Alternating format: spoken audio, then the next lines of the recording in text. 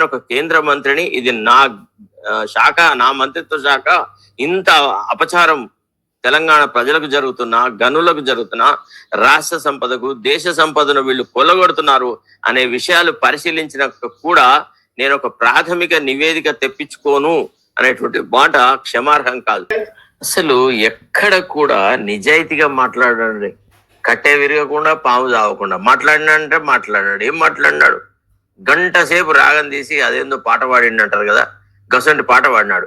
చెప్పొచ్చు కదా, ఎస్ ఇది దుర్మార్గమైన పని, ఏకపక్షంగా ఎట్లా నిర్ణయం చేస్తాడు, క్యాబినెట్ లో ఆ విషయం ఎందుకు చర్చకు రాలేదు, టెండర్ల ప్రాసెస్, సింగరేణి కాలరీస్ కు సంబంధించిన వ్యవహారము మొత్తం క్యాబినెట్ పరిశీలించాల్సిన అవసరం లేదా, ముఖ్యమంత్రి దృష్టికి తీసుకురావాల్సిన అవసరం లేదా?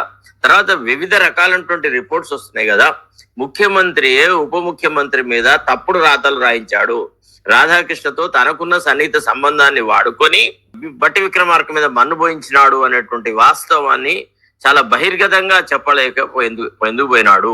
ఈ విషయాల మీద ఎందుకు అవగాహన కల్పించలేకపోయినాడు? దీన్ని ఎందుకు ప్రశ్నించలేకపోయినాడు? ముఖ్యమంత్రి ఉప ముఖ్యమంత్రి ఇద్దరు కలిసి సమిష్టిగా నిర్ణయం తీసుకున్నారా? క్యాబినెట్ అంతా సమిష్టిగా నిర్ణయం తీసుకున్నారా? ఆ వివాదం అంతా ఇక్కడ జరుగుతూ ఉంటే ముఖ్యమంత్రి పోయి మేడారంలో ఉన్నాడు. సో ఇదంతా ఒక మర్కీ డీల్. అంటే మనకు అర్థమైంది ఏంటంటే తెలంగాణ ప్రభుత్వము, తెలంగాణ మంత్రులంతా దండుపాలెం బ్యాచ్.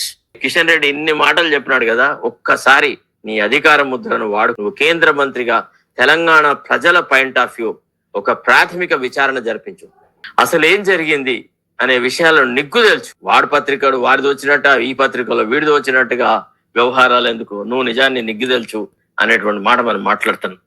కిషన్ రెడ్డి ఆ శాఖ మంత్రిగా మీరే సింగరేణిపై విచారణ కోరండి. పిసిసి అధ్యక్షుడు మహేష్ కుమార్ గౌడ్ సింగరేణి బొగ్గు గనులపై బహిరంగ చర్చకు సిద్ధం. పొన్నం ఏం సిద్ధం, మూరేడు బొట్ట పెట్టుకొని నువ్వు చేసేది సిద్ధం అట, అంత వేస్ట్.